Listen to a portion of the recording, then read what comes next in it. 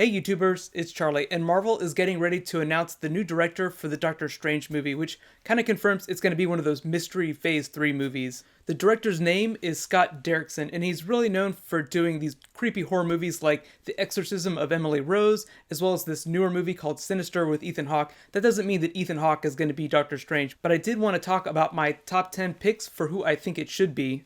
Just an update on Ant-Man 2. They haven't found a new director yet, but the frontrunner is Rawson Thurber. He's the guy who directed Dodgeball. If you're finding me for the first time, I typically do Marvel and DC videos every week. Be sure to subscribe to get everything. Feel free to leave me suggestions for bonus videos too. We're in the middle of the summer, so Guardians is next obviously, so I'll be doing a lot of bonus videos for that leading up to the movie. So, Doctor Strange, before we talk about actors, let's talk a little bit about what kind of movie this is going to be, because it's not going to be like Iron Man with magic.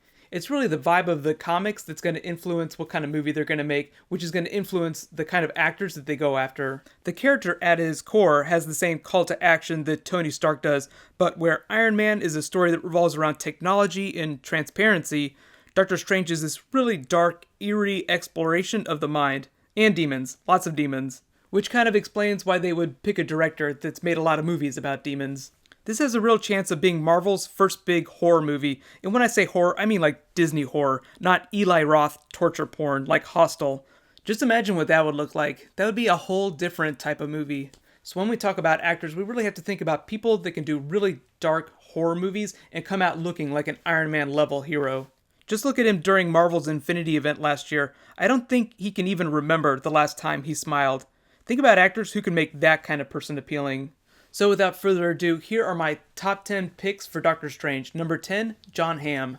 I feel like Jon Hamm is being considered for every major troubled hero of a certain age. He's done with Mad Men, and even though they still have 7 more episodes to air next year, they've shot everything, so he's free to do more movies now. Without talking about Don Draper too much, I feel like Jon Hamm is really good at making unlikable characters seem very appealing. Stephen Strange, for example, is a way bigger asshole than Tony Stark. When he becomes Doctor Strange, he's full-on zen, which is almost like the absence of emotion. I'm really just picturing him do that cold Don Draper stare while he whispers a spell. Number 9, Justin Theroux. He was rumored for the role a long time ago, and like Jon Hamm, he's played some darker roles. He's got a strong comedy background, but even the funny characters he's played are super dark or just downright evil. He doesn't quite have the A-list appeal of some of the other people on my list, but he is a lot more versatile. There can be no Marvel film without a little bit of humor, so just being really depressing and good looking isn't going to be good enough. The only thing I see keeping him from doing the movie would be a schedule conflict with his new HBO series, The Leftovers. That's Damon Lindelof's series, and it's getting pretty good critical reviews, so I don't see him leaving that for a Marvel film, but never say never. Number 8, Kit Harington, one of a couple Game of Thrones actors on my list. He's only just started to break out with some big budget movies, but he's got the appeal Marvel and Disney want for a movie like this. And because he's relatively new, they can get him on the cheap, as opposed to someone like Johnny Depp, who's super expensive. He has already booked a movie for 2016, so it might create some schedule conflicts, but if he can do other big movies and Game of Thrones at the same time, there's no reason he couldn't also do a Marvel movie while he's doing a future season of Game of Thrones. Just for reference too, the unofficial release date for Doctor Strange is May 5th, 2017, which means they'd have to start shooting around early 2015. Most big movies like this or Avengers 2 shoot either like 2 years or a year and a half in advance of their release date. That extra time after that is just when they work on special effects. That's how long it takes to finish movies. Number 7, Hugh Laurie. This is an unlikely choice, but I feel like he would be so good for the part I just had to put him on my list. Currently, he's starring as the villain in Brad Bird's Tomorrowland movie, which is also Disney. It's scheduled for release May 22nd, 2017, so it creates some issues. I don't really see Disney sticking a lead actor in 2 of their big films so close to each other. But I can't help but think that a slightly more British version of Dr. House as Sorcerer Supreme would be so amazing to watch. Number 6, Keanu Reeves. He's gotten typecast in roles that are either heavy on psychology or supernatural forces, but that's only because he can play that flat, dark emotion so well. I know a lot of people give him crap for looking like he doesn't act at all, but I think he'd be able to pull off the Doctor Strange persona very well. It's the Stephen Strange part I think he'd have more trouble with. I feel like he does a lot better when characters aren't too intense, like during Constantine when he's just giving Rachel Weisz the business about angels and demons, like it's no big deal, like he's totally over it. Number 5, Aidan Gillen, my other Game of Thrones actor. I feel like Littlefinger would make a great Doctor Strange. Just imagine a slightly less evil version of Baelish. He doesn't look like someone who could open a $150 million movie, but he has played so many amazing dark characters so well, I feel like he would be a welcome addition to the Avengers roster. When you really look at him, the darkest character in my mind is really the Hulk. In contrast, Doctor Strange is dark in more of a noir way. And Gillen, I feel like, has that edge to him that Mark Ruffalo does not. Ruffalo's just too adorable, which is not a bad problem to have.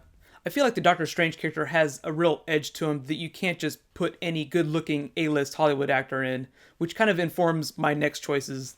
Number 4, Viggo Mortensen.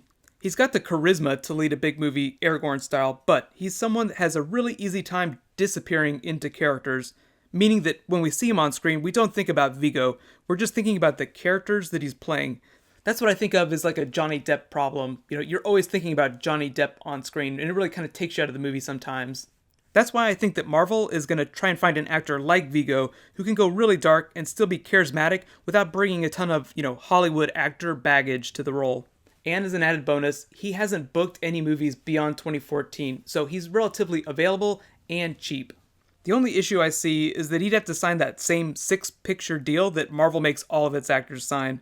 And I don't know if he'd want to commit to something for the 8+ years it would take to fulfill that contract. Even Chris Evans has started to gripe about his contract, and he's only about halfway through it. Number 3, Mads Mikkelsen.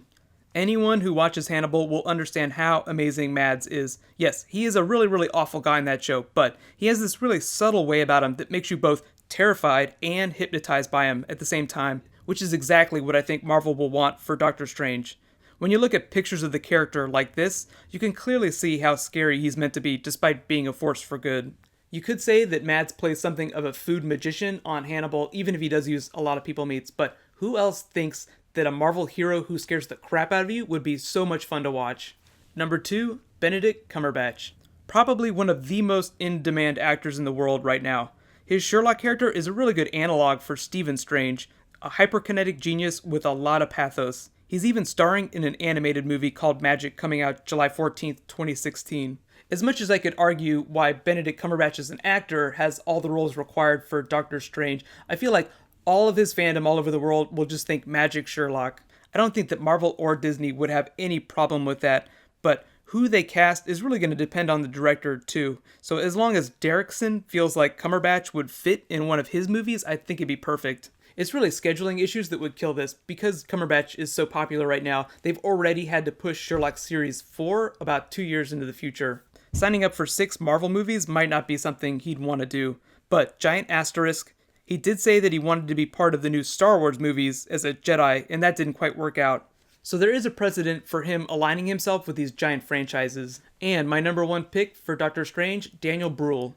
This might not be a guy you've heard of or seen, but he's been a favorite of critics recently in really big movies like Rush, Inglourious Basterds, and Bourne Ultimatum. You really should check him out in Rush.